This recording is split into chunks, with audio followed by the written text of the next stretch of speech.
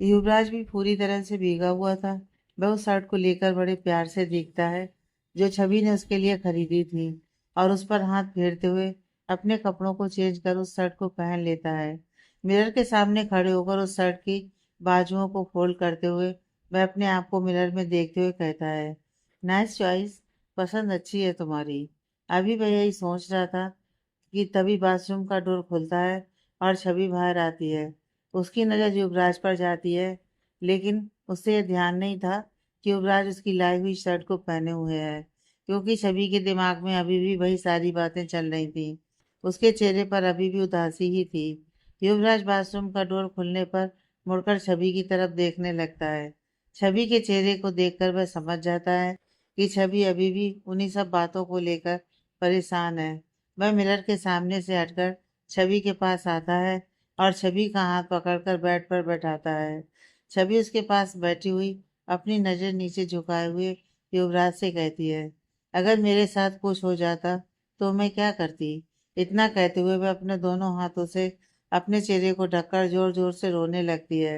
युवराज उसे इस तरह से रोते हुए देख उसके दोनों हाथों को उसके चेहरे से हटाने की कोशिश करता है, मगर छवि उसके हाथों को झटक कर कहती है, प्लीज सर, मुझे अकेला छोड़ दीजिए, आप जाइए यहाँ से। इतना कहते हुए वह वापस जोर जोर से रोने लगती है, मगर युवराज उसे अपनी बाहों में भरते हुए कहता है, शांत हो जाओ छवि। मगर छवि उसे धक्का देकर बेड से उठती है और चिल्लाते हुए कहती है, आपको समझ में नहीं आ रहा क्या मैं क्या कह रही हूँ आपसे? प्लीज मुझे अकेला छोड़ दीजिए। इस तरह से उसे चिल्लाते हुए देख युवराज हैरान होता है और बेड से खड़े होते हुए छवि को पकड़ने की कोशिश करता है। आज से पहले उसने छवि को कभी भी इस तरह से चिल्लाते हुए नहीं देखा था। छवि अक्सर शांति रहा करती थी और वह किसी भी मामले में अपना धैर्य नहीं खोती थी। वह अपनी उम्र से ज्यादा ही मैच्योर थी, मगर आज सब उल्टा ही था। छवि का व्यक्तित्व बिल्कुल भी इस तरह का नहीं था जैसे आज वह बर्ताव कर रही थी। शायद इस समय छवि के शरीर से ज्यादा उसके दिल पर जख्म लगे थे, जिससे वह तड़प रही थी। छवि कहती है, मर जाने दीजिए मुझे, नहीं जीना मुझे। इतना कहते हुए वह वापस बाथरूम में जाने की कोशिश करती है, मगर युवराज उसके हाथों को पकड़ उसे अपने पास खींचता है और उसके गालों पर एक जोर का थप्पड़ दे मारता है और कहता है, क्या करने की कोशिश कर रही हो तुम? इतनी देर से तुम्हें समझाने की कोशिश कर रहा हूँ, मगर तुम हो कि कुछ समझने की कोशिश ही नहीं कर रही हो। इतना कहते हुए युवराज छवि को अपनी बाहों में भर लेता है और उसकी पीठ को सहलाते हुए उसे चुप कराने की कोशिश करने लगता है। छवि अब अपने दोनों हाथों को उसकी पीठ पर लपेट लेती है और सिसकते हुए कहती है, मैंने किसी का क्या बिगाड़ा है? क्यों मेरे साथ ही ये सब होता है? पहले मेरा घर, मेरा परिवार सब छूट गया। अब अगर उन लोगों ने मेरे साथ कुछ कर दिया होता तो मैं आपके सामने कैसे आती, आपसे भी दूर हो जाती। उसकी इस तरह की बात सुनकर युवराज कहता है, कुछ नहीं करते वो लोग, सिर्फ तुम्हें डराने की कोशिश कर रहे थे, और तुम इस तरह से डरकर उनकी कोशिश को कामयाब बना रही हो और मुझे भी उनके सामने कमजोर साबित कर रही हो। वह लोग तुम्हें डराकर मुझे कमजोर करने की कोशिश कर रहे हैं। छवि उसकी बात को सुनकर उससे अलग होती है और अपनी गर्दन पर आए हुए बालों को एक तरफ हटाकर उस पर आए हुए निशान को युवराज को दिखाती हुई कहती है, उसने मुझे छुआ है। युवराज उसकी गर्दन के निशान पर अपने हाथ रखते हुए कहता है, मैंने भी तो तुम्हें छुआ है। छवि कहती है, आपका हक है मुझ पर, मगर किसी और। छवि ने अभी इतना ही कहा था कि तभी युवराज उसके होंठों पर अपनी उंगली रखते हुए वापस उसे अपने सीने से लगा लेता है और उसके बालों पर अपने हाथ फेरते हुए अपने होंठों को उसकी गर्दन पर आए हुए निशान के ऊपर रख देता है। छवि अपनी आंखें बंद कर लेती है और उसकी आंखों में भरे हुए आंसू अब युवराज की शर्ट को भिगो रहे थे। युवराज के हाथ अब छवि की पीठ पर चल रहे थे, जिससे छवि के मुंह से हल्की सी आह की आवाज निकलती है। युवराज को जब यह महसूस होता है तो वह जल्दी से छवि की गर्दन से अपने चेहरे को उठाते हुए छवि के बालों को एक तरफ करता है और छवि के कुर्ते की चैन को एक झटके में खोल देता है, जिससे छवि की गोरी पीठ पर लगे हुए घाव उसे साफ दिख रहे थे। जिसे देखकर युवराज गुस्से में अपने दोनों हाथों की मुट्ठियों को कसकर बंद करते हुए एक गहरी सांस लेकर अपने गुस्से को शांत करने की कोशिश करता है। वह छवि को ऐसे ही बाहों में भरे हुए ही लेकर बेड पर बैठता है और बेड की साइड टेबल पर रखे हुए फर्स्ट एड बॉक्स से दवा निकालकर छवि की पीठ पर लगाता है। दवा लगाने की वजह से छवि एक बार फिर दर्द से करा उठती है, जिसे महसूस कर युवराज कहता है, दवा लगा रहा हूँ, थोड़ा दर्द होगा। छवि उसकी बात को सुनकर कुछ नहीं कहती है और चुपचाप युवराज के कंधे पर सिर टिकाए रहती है। युवराज दवा लगाने के बाद छवि को अपनी गोद में लिए हुए बेड पर लेट जाता है। छवि भी उससे इस तरह से लिपटी हुई थी जैसे उसकी पकड़ युवराज पर थोड़ी सी भी ढीली होने पर युवराज उससे हमेशा के लिए दूर हो जाएगा। तभी युवराज को याद आता है कि छवि को दवा देनी है और वह छवि को अपने आप से दूर करने की कोशिश करता है, मगर छवि उसे इस समय छोड़ने के लिए बिल्कुल भी तैयार नहीं थी। युवराज कहता है, छवि दवा ले लो। छवि नामे से रिलाती है, लेकिन युवराज जबरदस्ती उसे अपने आप से अलग करता है और बेड की साइड टेबल से छवि की दवाइयों को उठाकर छवि को खिलाता है और पानी के गिलास उसे पानी पिलाकर वापस गिलास को बेड की साइड टेबल पर रखकर वापस छवि को अपनी बाहों में भर लेता है। जो छवि हमेशा युवराज के पास आने से घबराती जाती थी, आज उसे युवराज की बाहों में सुकून मिल रहा था। वह एक पल के लिए भी युवराज से दूर नहीं होना चाहती थी। युवराज भी ये अच्छी तरह से समझ रहा था। वह भी छवि को ऐसी हालत में खुद से अलग नहीं करना चाहता था। वह दोनों न जाने कब तक एक दूसरे से इसी तरह लिपटे रहते हैं। युवराज को जब छवि की गर्म सांसें अपने सीने पर महसूस होने लगती हैं, तो उसे यह अच्छी तरह समझ में आ जाता है कि छवि दवाइयों के असर की वजह से सो चुकी है।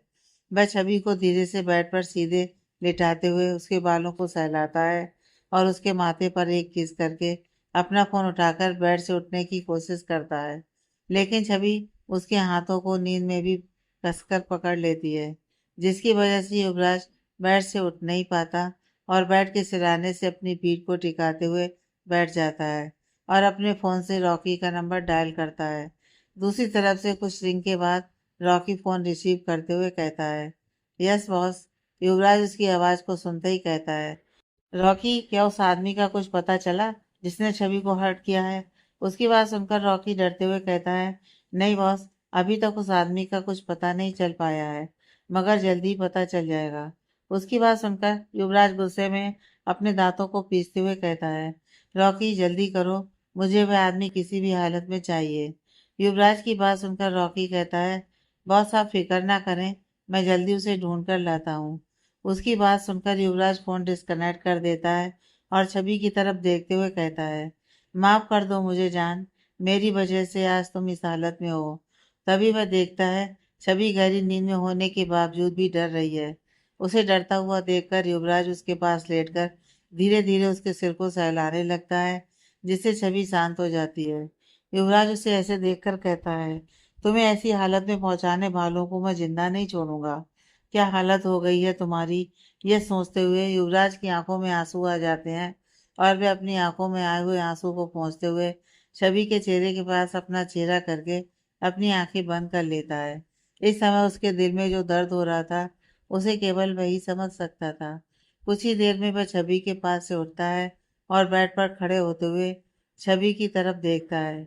छवि का चेहरा इस समय दर्द और तकलीफ से पीला पड़ चुका था, लेकिन इस समय वह दवाइयों के असर की वजह से गहरी नींद में सो रही थी।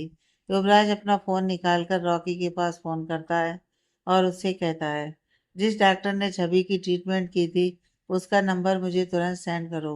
रॉकी युवराज की बात सुनकर तुरंत उसे डॉक्टर का नंबर सेंड कर देता है। युवराज उस डॉक्टर के पास फोन करके छवि की हालत के बारे में बताता है। वह डॉक्टर युवराज की पूरी बात सुनकर कहती है, मिस्टर युवराज, ड्रग्स का असर अभी भी पूरी तरह से उनके ऊपर से गया नहीं है। इस वजह से वह हो सकता है कि वह हाइपर हो जाए, मगर उन्हें इस समय प्यार और केयर की बहुत ज़रूरत है। वह जिस दर्द से इस समय गुजर रही हैं, उसके लिए प्यार और अच्छी देखभाल की ज़रूरत है। दवाइयाँ तो सिर्फ उनके शरीर पर आए ऊपरी जख्मों को ठीक करेंगी, लेकिन उनके दिल और दिमाग पर लगे जख्मों को सिर्फ प्यार से ही ठीक किया जा सकता है। इतना कहकर वह फिर युवराज से पूछती है, क्या आपने उन्हें इस समय दवा दे दी है? युवराज कहता है, हाँ मैंने उसे दवा दे दी है और वह इस समय सो रही है। डॉक्टर कहती है, फिर परेशानी की कोई बात नहीं है, उन्हें सोने दीजिए। वह जितना ही आराम करेंगी उनके लिए उतना ही अच्छा होगा। अब परेशानी की कोई बात नहीं है। अब 4-5 घंटे आराम से गहरी नींद में सोएंगी।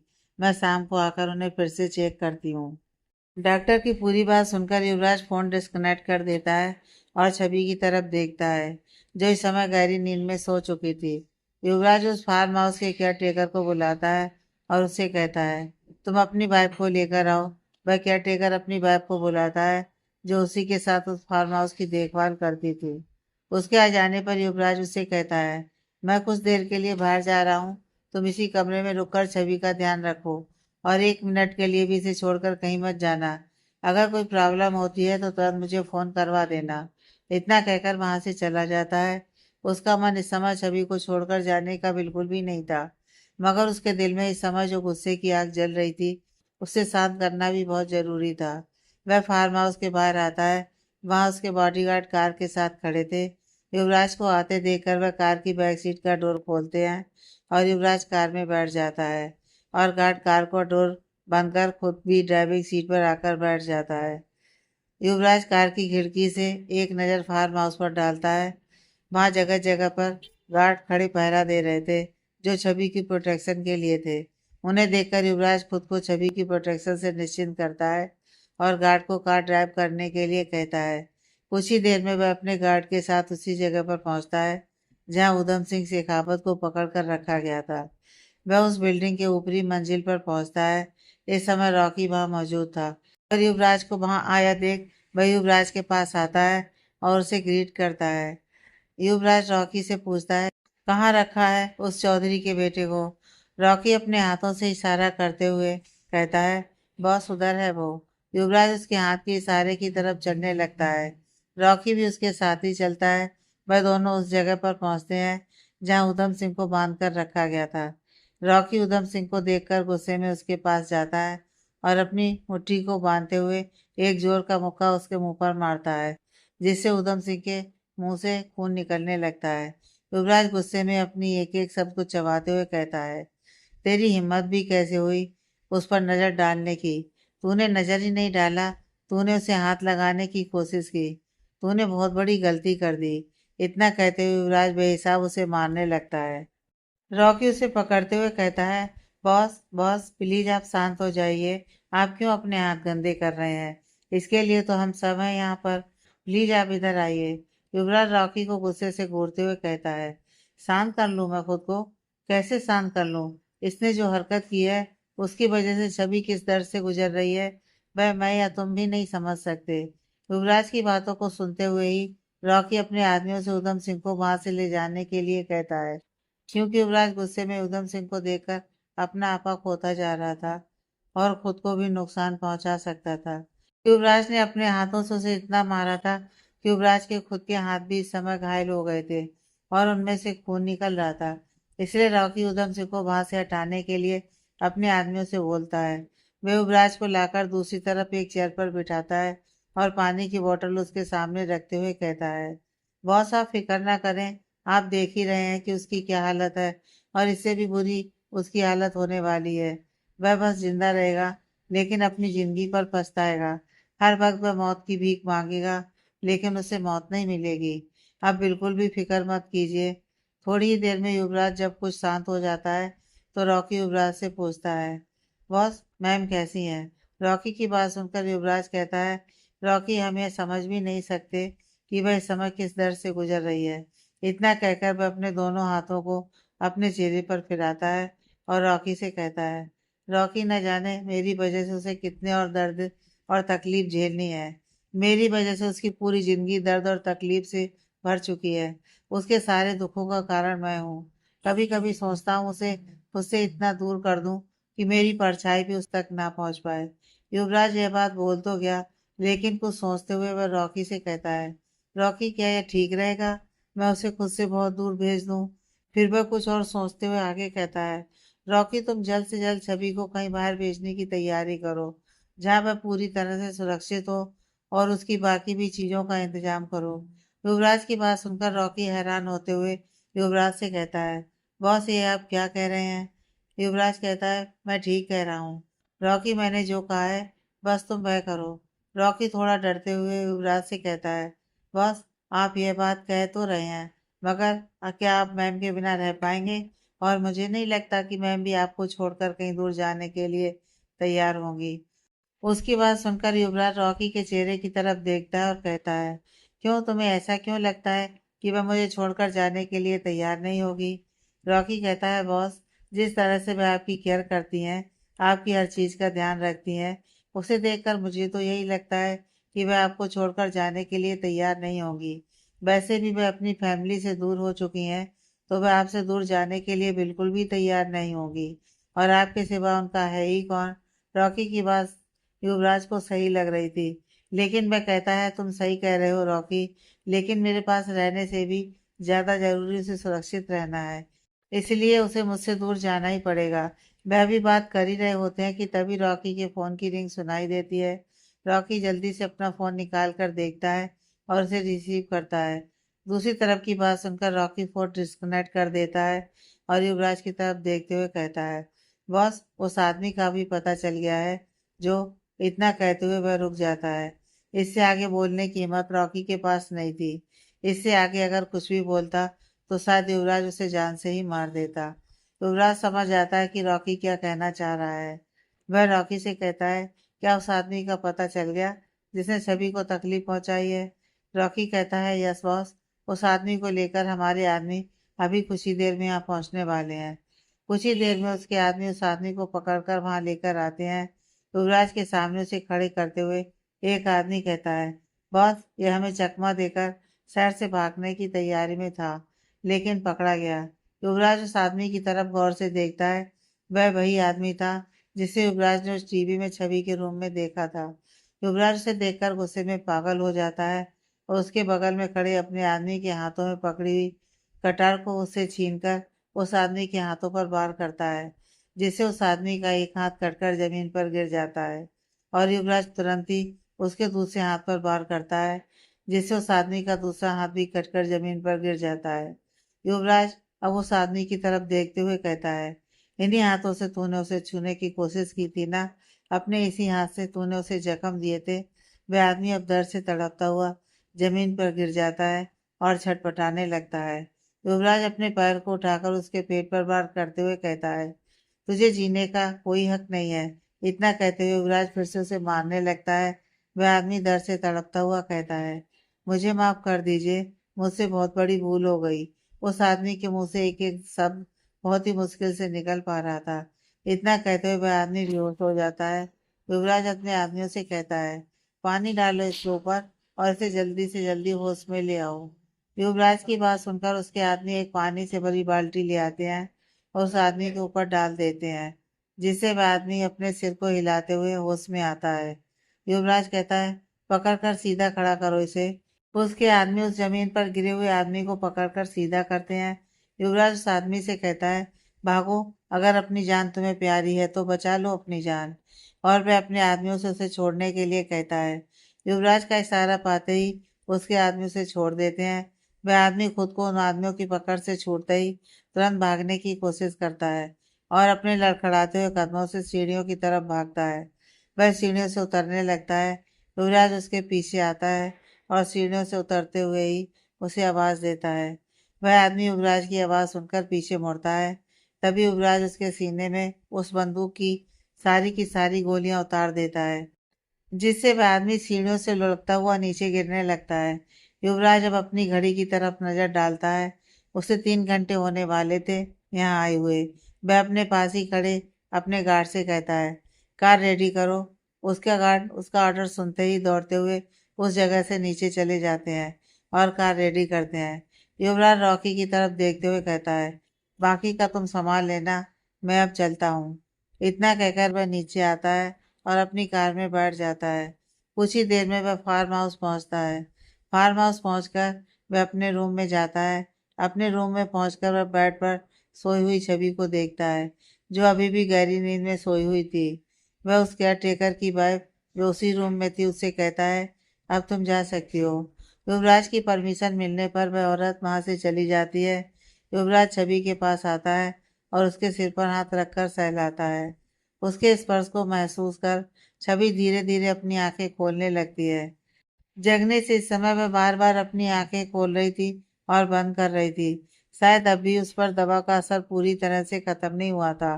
अब तक उसे सोए हुए 5 घंटे हो चुके थे और अब उसके खाने का भी टाइम हो गया था। खाने के बाद उसे दवाइयाँ भी लेनी थी, इसलिए युवराज उसे जगाना ही ठीक समझता है। इसलिए वह कहता है, छवि उठ जाओ। अब उसकी आवाज़ सुनकर छवि बेड पर बैठने की कोशिश करती है। इस समय वह बार बार अपनी पलकें झपकाए जा रही थी। युवराज यह देखकर बेड के साइड टेबल पर रखा हुआ पानी का गिलास उसे थमाता है, लेकिन छवि के हाथ इस समय कांप रहे थे। जब युवराज यह देखता है कि गिलास पकड़ते हुए छवि के हाथ कांप रहे हैं, तो वह खुद वह गिलास लेकर छवि के मुंह के पास लगाता है और उसे पानी पिलाता है। पानी के पीने के बाद छवि को थोड़ी ठीक लग रही थी। वह बेड से उठने की कोशिश करती है, मगर पूरी तरह से होश में न होने की वजह से उसका शरीर कांप रहा था और वह लड़खड़ा जाती है। वह जैसे ही लड़खड़ाकर गिरने ही वाली होती है, युवराज उसे अपनी बाहों में संभाल लेता है और उससे पूछता है, फ्रेश होने जाना है तुम्हें? छवि हाँ में सिर हिलाती है। युवराज उसे संभालते हुए बाथरूम के अंदर लेकर जाता है और कहता है, मैं बाहर ही हूँ, कोई भी परेशानी हो तो मुझे आवाज़ लगा देना। इतना कहकर वह बाथरूम से बाहर निकल आता है और बाथरूम का दरवाजा बंद कर वहीं खड़ा हो जाता है और छवि का इंतजार करने लगता है। कुछ देर बाद छवि उसे आवाज लगाती है। युवराज दरवाजा खोलकर बाथरूम के अंदर जाता है। वह देखता है छवि एक हाथ से दीवार पकड़े हुए संभल कर चलने की कोशिश कर रही है। युवराज तुरंत उसके पास जाता है और उसे संभाल कर बाहर लाने लगता है, लेकिन छवि रुक जाती है और युवराज से कहती है, मुझे फेस वॉश करना है। युवराज उसे बाथ बेसिन के पास ले जाता है और टैप खोलकर छवि को अपना फेस वॉश करने का इशारा करता है। छवि अपने दोनों हाथों में पानी भरकर अपने चेहरे पर छींटे मारती है। कुछ देर तक वह इसी तरह अपने चेहरे पर पानी की छींटे मारती रहती है। युवराज कहता है, बस हो गया, और उसके हाथों में तौलिया थमाते हुए उसे अपना फेस क्लीन करने के लिए कहता है। छवि उसके हाथ से तौलिया लेकर अपने चेहरे को सुखाती है। फेस क्लीन कर लेने के बाद युवराज उसे लेकर बाथरूम से बाहर आता है। छवि अब पहले से ज्यादा बेहतर महसूस कर रही थी। वह बेड पर बैठती है और युवराज उसे बेड पर ढंग से बैठने में मदद करता है और खुद भी उसके सामने बैठ जाता है। छवि तभी उसकी नज़र युवराज की शर्ट पर लगे खून के धब्बे पर जाती है और वह शर्ट पर लगे हुए खून देखकर घबराते हुए कहती है, क्या हुआ आपको? यह खून कहाँ से आपकी शर्ट पर लगा है? और अपने हाथों से उसके शरीर को इधर उधर छूकर चेक करने की कोशिश करती है कि युवराज को कहीं चोट तो नहीं लगी। तभी उसकी नज़र युवराज के दोनों हाथों पर जाती है, जिसमें चोट लगी हुई थी और खून अब तक सूख चुका था। वह युवराज के दोनों हाथों को अपने हाथों से पकड़ती हुई कहती है, यह चोट कैसे लगी आपको? कहाँ गए थे आप? क्या आप मेरे पास नहीं थे? युवराज उसको इस तरह से परेशान होता देख कहता है, रिलैक्स छवि, कुछ नहीं हुआ है मुझे, मैं ठीक हूँ। बस ये छोटी सी चोट लग गई है, कोई परेशानी की बात नहीं है। लेकिन छवि उसकी बातों पर ध्यान न देते हुए परेशान होकर फिर से उसके शरीर को यहाँ वहाँ छूकर चेक करने लगती है कि कहीं युवराज को चोट तो नहीं लगी है। युवराज उसे इस तरह से परेशान होता देख अपनी शर्ट के बटन खोलकर उसे जमीन पर फेंक देता है और अपने दोनों हाथों से छवि के चेहरे को पकड़ते हुए कहता है, ध्यान से देखो, मैं बिल्कुल ठीक हूँ। और उसके दोनों हाथों को पकड़कर अपने सीने पर रखते हुए कहता है, अच्छी तरह चेक कर लो मुझे, कहीं चोट नहीं लगी है। छवि उसके इस तरह से सीने पर हाथ रखने की वजह से थोड़ी शर्मा जाती है और उसके सीने से अपने हाथों को हटाते हुए अपनी नज़र दूसरी तरफ कर लेती है। युवराज के चेहरे पर अब एक शरारती मुस्कान आ जाती है और वह छवि की गोद में लेटते हुए कहता है, नजरें क्यों घुमा रही हो? देखो ध्यान से मुझे, मैं बिल्कुल ठीक हूँ। उसके इस तरह की हरकत से छवि उसे अपनी गोद से हटाते हुए कहती है, क्या कर रहे हैं आप, हटिए। युवराज कहता है, लो कर लो बात, अभी तो खुद मुझे यहाँ वहाँ टच करके देख रही थी, अब मैं खुद तुम्हारे सामने हूँ और कह रहा हूँ, देखो मुझे ध्यान से, तो तुम शर्मा रही हो। ये कौन सी बात हुई तुम्हारी? तुम्हारी मर्जी हो तो कुछ भी, और मैं कहूँ तो मेरी बात का कोई मतलब ही नहीं है तुम्हारे लिए। युवराज अभी ये सब बोल रहा था और छवि बड़े ध्यान से उसकी बातों को सुन रही थी, लेकिन युवराज अपनी बातों को बोलते हुए अपने हाथ को उठाकर छवि के चेहरे पर रखता है, जिसकी वजह से एक बार फिर छवि की नज़र उसके हाथों में लगी हुई चोट पर जाती है। छवि अपनी बगल में बेड के साइड टेबल पर रखा हुआ फर्स्ट एड बॉक्स उठाकर उसमें से एंटीसेप्टिक लिक्विड कॉटन में लेकर युवराज के हाथों को साफ करती है और उस पर दवा लगाते हुए कहती है, अब सच सच बताइए, कहाँ से चोट लगा ली आपने इतनी, और आपकी शर्ट पर इतना ज्यादा खून कहाँ से लगा हुआ है? आपके हाथ की चोट को देखते हुए तो ऐसा नहीं लग रहा कि यह खून आपके हाथ से निकला है। आप क्या छुपा रहे हैं मुझसे? प्लीज मुझे सच सच बताइए, इतना खून कहाँ से लगा आपकी शर्ट पर? छवि की बात सुनकर युवराज अपनी शर्ट की तरफ देखता है, जिस पर उसका ध्यान पहले था ही नहीं। वह अपनी शर्ट को देखकर अपने मन में सोचता है, अच्छा हुआ मैं यहाँ से जाने से पहले ही छवि की लाई हुई शर्ट को निकाल कर इस शर्ट को पहन लिया था, वरना छवि की लाई हुई शर्ट आज बिल्कुल खराब हो गई होती। तभी छवि उससे फिर पूछती है, आप चुप क्यों हो गए? बताइए ना कि आपकी शर्ट पर इतना ब्लड कहाँ से लगा है, और आपके हाथों में भी चोट कैसे लगी? युवराज को अब समझ में नहीं आ रहा था कि वह छवि को क्या जवाब दे, इसलिए वह छवि की गोद से उठता हुआ छवि को बगल में रखने के लिए कहता है, लेकिन छवि को उसकी बात समझ में नहीं आती, तो वह खुद छवि को पकड़कर बेड के बीच में लिटाता है और खुद उसके बगल में लेटते हुए छवि के चेहरे की तरफ अपना चेहरा करता है और उसके चेहरे पर अपनी एक उंगली फेरते हुए कहता है, कितने सवाल करती हो तुम? कभी सवाल करने के अलावा कुछ और भी बातें कर लिया करो। छवि सवालिया नजरों से उसकी तरफ देखते हुए पूछती है, कौन सी बात कर लूं? युवराज अब अपने अंगूठे से उसके होठों को सहलाते हुए अपने होठों को छवि के होठों पर रखकर एक सॉफ्ट किस करता है और कहता है, इसकी बात। छवि उसकी हरकत से युवराज से थोड़ा दूर होने की कोशिश करती है, मगर युवराज उसे कमर से पकड़कर अपनी तरफ खींचता है और उसके होठों पर अपने होठ रखकर फिर से उसे किस करने लगता है। इस बार छवि भी उससे दूर होने की बिल्कुल भी कोशिश नहीं करती है, बल्कि वह अपने हाथ को उठाकर युवराज के सिर के पीछे ले आती है और उसके बालों में धीरे धीरे अपनी उंगलियां चलाने लगती है। आज युवराज के इतने करीब होने से उसे बहुत ही सुकून मिल रहा था। वह युवराज के टच को फील करके अपने साथ हुए हादसे को भूल रही थी। अपने जिस शरीर से उसे घिन आ रही थी और नफरत हो रही थी, युवराज के टच को फील करके उसके दिमाग से वह नफरत अब खत्म हो रही थी। छवि के हाथ अपने ऊपर महसूस कर युवराज को बहुत अच्छा लगता है और उसकी स्वीट एंड सॉफ्ट किस और पैशनेट किस में बदल जाती है। अब उसका एक हाथ छवि के सिर के पीछे था और दूसरा हाथ छवि के शरीर को यहाँ वहाँ सहला रहा था। यह पहली बार था जब छवि युवराज से दूर होने की कोशिश नहीं कर रही थी, बल्कि युवराज का साथ दे रही थी। युवराज हमेशा से छवि का यह साथ चाहता था, मगर ऐसी हालत में नहीं कि जब छवि इतनी परेशान हो। वह खुद को छवि से दूर करने की कोशिश करता है, मगर अगले ही पल उसके दिमाग में एक ख्याल आता है कि शायद छवि को इसी तरह से संभाला जा सकता है। यह सोचकर वह वापस छवि को किस करने लगता है। कुछ देर तक वह छवि को होठों पर किस करने के बाद उसके होठों को छोड़ उसके गर्दन पर किस करने लगता है। दोनों अब पूरी तरह से एक दूसरे के एहसास में खो गए थे। बस इस समय वे एक दूसरे को महसूस कर रहे थे, बाकी सारी चीजें उनके दिमाग से निकल चुकी थी। तभी युवराज के फोन की रिंग सुनाई देती है, जिससे वह दोनों अपने सेंस में वापस आते हैं। छवि एक झटके में ही युवराज से खुद को अलग कर लेती है, क्योंकि युवराज की पकड़ छवि पर भी ढीली पड़ चुकी थी। युवराज भी छवि से अलग होता हुआ अपने बालों पर हाथ फेरता है और फोन की तरफ देखता हुआ गुस्से से अपने मन में कहता है, इसे भी अभी बचना था। वह फोन को चेक करता है, उस पर छवि की डॉक्टर की कॉल आ रही थी। युवराज बेड से उठता हुआ कबर्ड से एक टी शर्ट निकाल कर पहनता हुआ फोन रिसीव करता है और डॉक्टर को, जो फार्म हाउस पर आ चुकी थी, उन्हें रूम के अंदर आने के लिए कहता है। कुछ ही देर में डॉक्टर रूम के अंदर आती है और बेड पर बैठी हुई छवि के पास आकर बैठती हुई छवि से पूछती है, अब आप कैसा महसूस कर रही हैं? छवि कहती है, ठीक हूँ मैं। फिर वह छवि का चेकअप करने लगती है। छवि का चेकअप करने के बाद वह युवराज की तरफ देखती है और कहती है, ये अब ठीक है, बस एक और इंजेक्शन लगाना पड़ेगा और कुछ दिनों तक इन्हें मेरी लिखी हुई दवाइयाँ देते रहिएगा। ये बिल्कुल ठीक है। इतना कहकर वह अपने पास खड़ी नर्स को इंजेक्शन रेडी करने के लिए बोलती है। उसको इंजेक्शन रेडी करते हुए देख छवि कहती है, प्लीज मुझे इंजेक्शन नहीं लगवाना, आप दवाइयाँ दे दीजिए, मैं खा लूंगी। उसकी बात को सुनकर डॉक्टर मुस्कुराते हुए कहती है, ये जरूरी है इसलिए लगा रही हूँ आपको। डॉक्टर की बात सुनकर छवि फिर से कहती है, नहीं डॉक्टर प्लीज मुझे इंजेक्शन मत लगाइए। छवि को इस तरह इंजेक्शन से डरता हुआ देख युवराज बेड की दूसरी साइड से छवि के पास आता है और छवि का चेहरा अपनी तरफ घुमाकर कहता है, यह जरूरी है इसलिए लगा रही हैं, तुम डरो नहीं, कुछ नहीं होगा।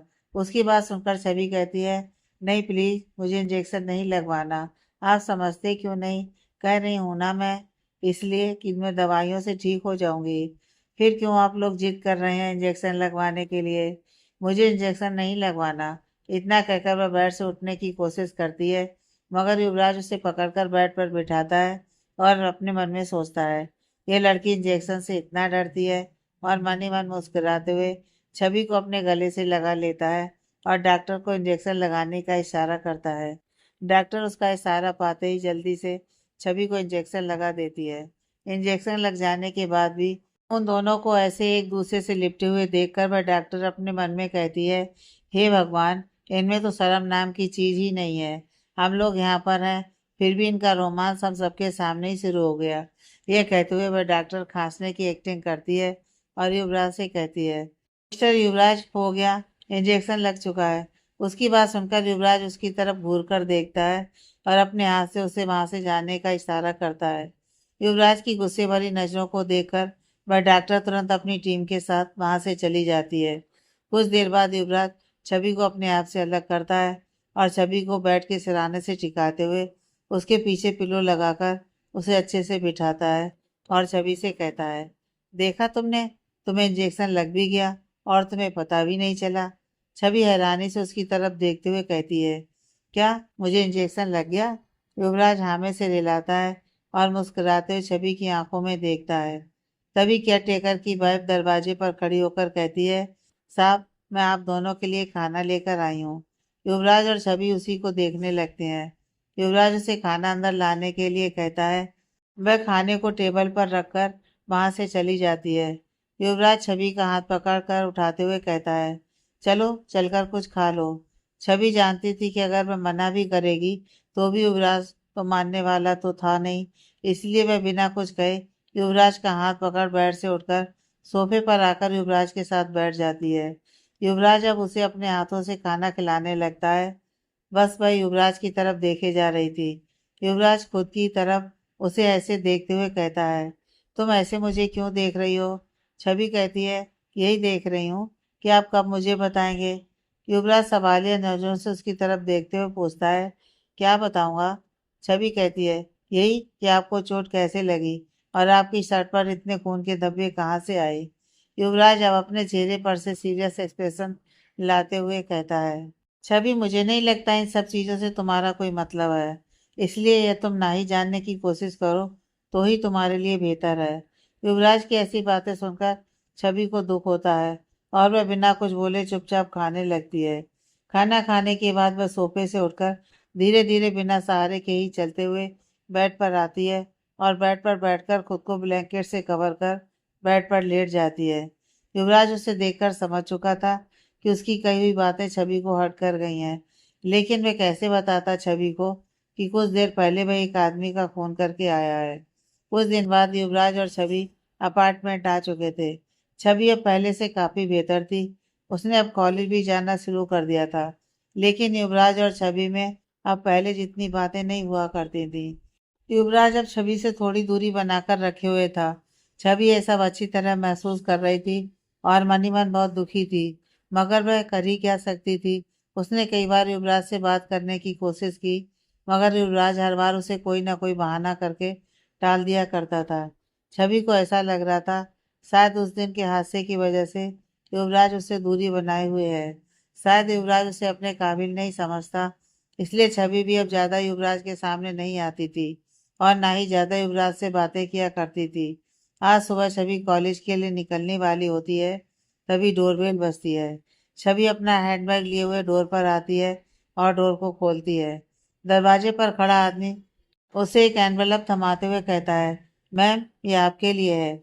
छवि उस एनवेलप को ले लेती है और उस आदमी के जाने के बाद डोर बंद कर अंदर आते हुए उस एनवेलप को खोलकर देखने लगती है। उस एनवेलप में पासपोर्ट और छवि के लिए एक फ्लाइट टिकट थी। यह देखकर छवि के पैरों के नीचे से जमीन सरक जाती है। वह तुरंत वहीं पास ही बड़े सोफे पर बैठ जाती है। इस समय उसकी आंखों से बेतासा आंसू निकल रहे थे। कुछ देर तक ऐसे ही रोते रहने के बाद वह अपने आंसुओं को पोंछती है और उस एनवलप को अपने पर्स में डालती है। युवराज कल रात घर नहीं आया था, इसलिए वह अपना फोन निकालकर युवराज को कॉल करती है, मगर युवराज फोन रिसीव नहीं करता। वह अपना फोन वापस अपने हैंडबैग में रखकर घर से बाहर निकल जाती है। वह कॉलेज पहुंचती है और युवराज के केबिन में जाने लगती है। तभी रिसेप्शनिस्ट उसके पास आती है और उसे रोकते हुए कहती है, मैम आप अंदर नहीं जा सकती, सर अंदर मीटिंग में बिजी है। छवि रिसेप्शनिस्ट की बातों को इग्नोर करते हुए केबिन का डोर खोलकर अंदर चली जाती है। युवराज अपनी चेयर पर बैठा हुआ कुछ लोगों से बात कर रहा था। छवि को इस तरह से गुस्से में आए हुए देख युवराज उन लोगों को वहां से जाने के लिए कहता है। वह लोग वहां से चले जाते हैं। छवि युवराज की टेबल के पास आती है और उसकी टेबल पर वह पासपोर्ट और या टिकट रखते हुए कहती है, उससे दूरी करना था तो एक बार कहकर देख लिया होता। ये सब करने की क्या जरूरत थी? मैं उन लड़कियों में से नहीं हूँ जो जबरदस्ती किसी के गले पड़ जाती हैं। ये कहते हुए छवि टेबल से वही एयर टिकट और पासपोर्ट उठाकर उसके टुकड़े टुकड़े करके वही जमीन पर फेंक देती है और युवराज के केबिन से बाहर निकल जाती है। वह सीधे अपने डिपार्टमेंट की तरफ जाती है और एक पेपर पर अपना रेजिग्नेशन लेटर लिखकर डिपार्टमेंट हेड के पास जाकर वो रेगुलेशन लेटर उन्हें देकर बिना कुछ कहे वहां से चली जाती है। अब वह अपना फोन निकालकर रोमा के पास फोन करती है। रोमा जो आज कॉलेज नहीं आई थी, छवि का फोन रिसीव करती है। छवि उससे मिलने के लिए कहती है। रोमा छवि की आवाज़ सुनकर इतना तो समझ जाती है कि बात कोई इम्पोर्टेंट है, तो वह छवि से मिलने के लिए तैयार हो जाती है और छवि को अपने घर का एड्रेस भेजती है। उसका एड्रेस मिल जाने पर छवि तुरंत उसके घर के लिए निकल जाती है। रोमा के घर पर पहुंचकर छवि डोरबेल बजाती है। रोमा डोर खोलती है और छवि को वहां देखकर छवि के गले लग जाती है और खुश होते हुए कहती है, अरे वाह छवि, मुझे तो भरोसा ही नहीं हो रहा है कि तुम मेरे घर पर आई हो। फिर वह छवि का उतरा हुआ चेहरा देखकर उसका हाथ पकड़कर अंदर ले आती है और लिविंग रूम में उसे सोफे पर बिठाते हुए उससे पूछती है, क्या बात है छवि, तुम इतनी परेशान क्यों लग रही हो? छवि कुछ नहीं बोलती। रोमा उठकर किचन में चली जाती है और छवि के लिए पानी लेकर आती है। पानी का गिलास रोमा छवि को थमाते हुए फिर से पूछती है, क्या हुआ छवि, कुछ बताओगी भी? छवि रोमा से कहती है, रोमा क्या तुम मुझे रहने के लिए कोई जगह दिला सकती हो? रोमा कहती है, हाँ बिल्कुल दिला सकती हूँ, लेकिन तुम इतनी परेशान क्यों हो? बताओ तो सही, क्या बात है? छवि कहती है, कोई बात नहीं है, बस मुझे रहने के लिए घर चाहिए आज ही। रोमा कहती है, तुम मेरे घर में रह सकती हो, मैं भी यहाँ अकेली रहती हूँ। छवि कहती है, नहीं रोमा, मुझे कोई दूसरा घर चाहिए, अगर हो तो प्लीज मेरी हेल्प करो। छवि की बात सुनकर रोमा अभी कुछ कहने वाली होती है, तभी फिर से डोरबेल बजती है। रोमा उठकर दरवाजा खोलती है। दरवाजे पर क्षितिज होता है। क्षितिज के अंदर आने पर रोमा दरवाजा बंद कर वापस छवि के पास आकर बैठ जाती है। क्षितिज भी वहां बैठ जाता है। रोमा क्षितिज से कहती है, क्षितिज छवि को एक घर रेंट पर चाहिए, क्या तुम उसकी हेल्प कर सकते हो? क्षितिज कहता है, हाँ बिल्कुल, मेरे एक अंकल हैं जिन्हें अपना एक घर रेंट पर देना है, वह तुम्हारे लिए सही रहेगा, चलो चलकर देख लो। इतना कहकर वह तीनों वहां से उठकर उस घर को देखने के लिए चले जाते हैं। छवि को वह घर बहुत पसंद आता है और वह कहती है, क्षितिज मुझे आज यहाँ शिफ्ट करना है। क्षितिज कहता है, कोई प्रॉब्लम नहीं है, तुम आज यहाँ शिफ्ट हो सकती हो, मैं अंकल से बात कर लेता हूँ। बाकी सारी बातें फाइनल हो जाने के बाद छवि वहां से युवराज के अपार्टमेंट के लिए निकल जाती है। युवराज के अपार्टमेंट पर पहुंचकर वह अपने रूम में जाती है और देखती है छवि का सामान पहले से ही पैक रखा हुआ है। वह श्याम सुंदर से पूछती है, मेरा सामान किसने पैक किया? श्याम सुंदर कहता है, भैया जी के कहने पर मैंने ही पैक किया है, उनकी फैमिली कल यहाँ आ रही है और उन्होंने कहा है कि आप कहीं बाहर जा रही हैं। आप कहाँ जा रही हैं? श्याम सुंदर का यह सवाल सुनकर छवि कुछ नहीं बोलती और श्याम सुंदर से कहती है, क्या आप मेरा यह सामान नीचे तक पहुंचाने में मेरी मदद करेंगे? श्याम सुंदर कहता है, लेकिन भैया जी ने कहा था कि आप शाम को जाएंगी। छवि कहती है, नहीं मैं अभी जा रही हूँ, प्लीज आप मेरा सामान नीचे तक पहुंचाने में मेरी हेल्प कर दीजिए। इतना कहकर वह अपना एक सूटकेस लेकर आगे बढ़ जाती है। श्याम सुंदर भी उसका बाकी का सामान लेकर उसके पीछे चलने लगता है। नीचे पहुंचकर छवि कैब बुक करती है और उसमें जैसे ही बैठने वाली होती है, तभी उसके बॉडीगार्ड्स उसके पास आते हैं और कहते हैं, मैम आप कहाँ जा रही हैं? छवि कहती है, मैं अब यहाँ से जा रही हूँ और आप लोगों को भी अब मेरे साथ रहने की कोई ज़रूरत नहीं है, प्लीज़ आप मेरे पीछे ना आए। उसकी बात सुनकर बॉडीगार्ड कहते हैं, मैम, हमें सिर्फ बॉस के इंस्ट्रक्शन का फॉलो करना है। हम आपकी बात नहीं सुन सकते। उनकी बात को सुनकर छवि कहती है, ठीक है, आप श्याम सुंदर के साथ ऊपर जाइए और मेरे रूम में मेरा कुछ सामान पड़ा हुआ है, प्लीज उन्हें लेकर के आइए। उसकी बात सुनकर वह बॉडीगार्ड श्याम सुंदर के साथ ऊपर चला जाता है। छवि का अभी भी कुछ सामान उसके रूम में ही था, इसलिए श्याम सुंदर बॉडीगार्ड के साथ छवि का सामान लेने चला जाता है। उसके जाते ही छवि उस कैब में जो अभी वहीं खड़ी थी बैठती है और उसके ड्राइवर से चलने के लिए कहती है। कुछ देर बाद जब श्याम सुंदर और वह बॉडीगार्ड सामान लेकर नीचे आते हैं तो देखते हैं छवि वहां से पहले ही जा चुकी है। यह देखकर बॉडीगार्ड तुरंत युवराज को फोन करके छवि के जाने के बारे में बताता है। छवि के रिजाइन करने की खबर भी अब तक युवराज के पास पहुंच चुकी थी, लेकिन उसे इतनी जल्दी छवि के घर छोड़कर जाने की उम्मीद नहीं थी। ये खबर सुनकर युवराज शॉक्ड रह जाता है। वह तुरंत उस बॉडीगार्ड से कहता है, तुम लोग कर क्या रहे हो? जाओ पता करो कहाँ गई है वह, और तुम लोगों को किस काम के लिए रखा है मैंने। इतना कहते हुए वह अपना फोन डिस्कनेक्ट करता है और छवि का नंबर डायल करता है, लेकिन अब छवि का फोन स्विच ऑफ आ रहा था।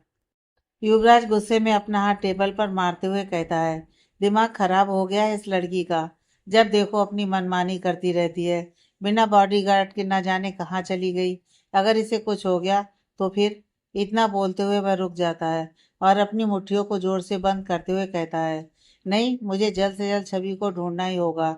ये कहते हुए रॉकी को फोन करके अपने केबिन में आने के लिए कहता है।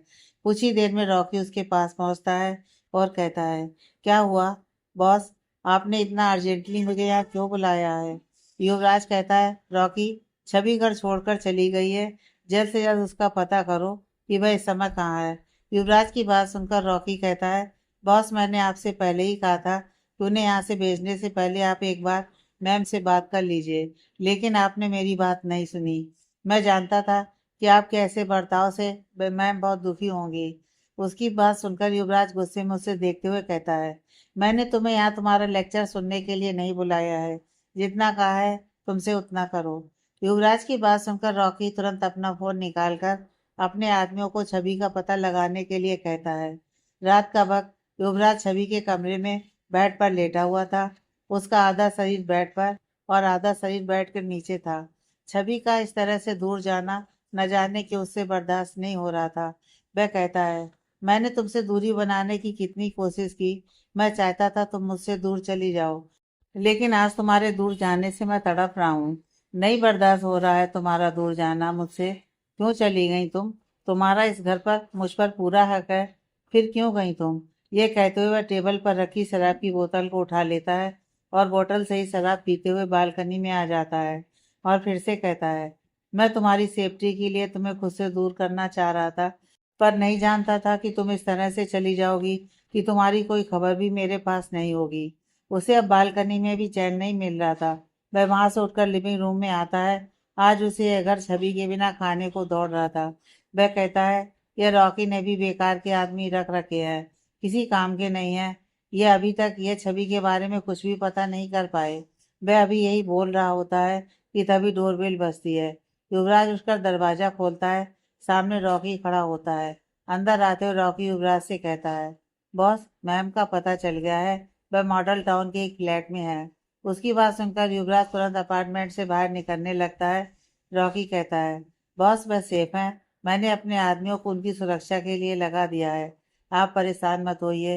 युवराज कहता है, नहीं रॉकी, मुझे अभी छवि के पास जाना है, उसके बिना इस घर में मैं नहीं रह पाऊंगा। ये कहते हुए वह अपार्टमेंट के बाहर आ जाता है। वह जैसे ही अपार्टमेंट से बाहर निकलने ही वाला होता है, तभी देखता है एक कार उसके अपार्टमेंट के सामने आकर रुकती है। युवराज देखने लगता है। उसमें से उसके मम्मी पापा भाई और बहन उतरते हैं, जिन्हें देखकर युवराज हैरान होता है। तभी उसके पापा उसके पास आते हैं। युवराज उनसे कहता है, आप सब इस वक्त? आप तो कल आने वाले थे, फिर अचानक इस समय कैसे? युवराज की बात सुनकर उसके डैड तो कुछ नहीं बोलते, लेकिन उसकी माँ कहती है, अपने बेटे के घर आने के लिए कोई टाइम थोड़ी ना देखा जाता है, बस हमारा मन किया तुमसे मिलने का और हम आ गए। उनकी बात सुनकर युवराज कुछ नहीं बोलता है और कहता है, ठीक है, आप लोग अंदर चलिए, मुझे एक इम्पोर्टेंट काम है, मैं अभी आता हूँ। इतना कहकर वह ऐसे ही जाने वाला होता है। तभी उसके पापा कहते हैं, बेटा हम तुमसे मिलने आए हैं और तुम इस समय कहाँ जा रहे हो। उनके पास ही खड़ा रॉकी उन सबकी बातें सुन रहा था। वह युवराज के पास आता है और धीरे से कहता है, बॉस आप अंदर जाइए, मैम के लिए आप परेशान मत होइए, वह सेफ हैं। रॉकी की बात सुनकर युवराज अपने चेहरे पर हाथ फेरता है और वापस अपार्टमेंट के अंदर चला जाता है। वह अपने रूम में लेटा हुआ था और उसके हाथों में उसका फोन था जिसमें वह छवि की तस्वीरें देख रहा था। इस समय उसकी आंखों में आंसू भरे हुए थे जो उसकी आंखों के किनारे से निकलते हुए तकिए को गीला कर रहे थे। तभी उसके दरवाजे पर नॉक होता है और दरवाजा खुलता है। उसकी बड़ी बहन सृष्टि अंदर आती है। युवराज उन्हें देखकर जल्दी से अपने आंसुओं को साफ करता है और बेड पर बैठते हुए कहता है, दी आप यहाँ कोई काम था तो मुझे बुला लिया होता। वह युवराज के पास आती है और बेड पर बैठती हुई कहती है, क्या बिना काम के मैं तुझसे नहीं मिल सकती। युवराज कहता है, नहीं दी, आप कैसी बातें कर रही हैं। शशि दी कहती हैं, तभी तो इतने महीने हो गए तू एक बार भी मुझसे मिलने नहीं आया।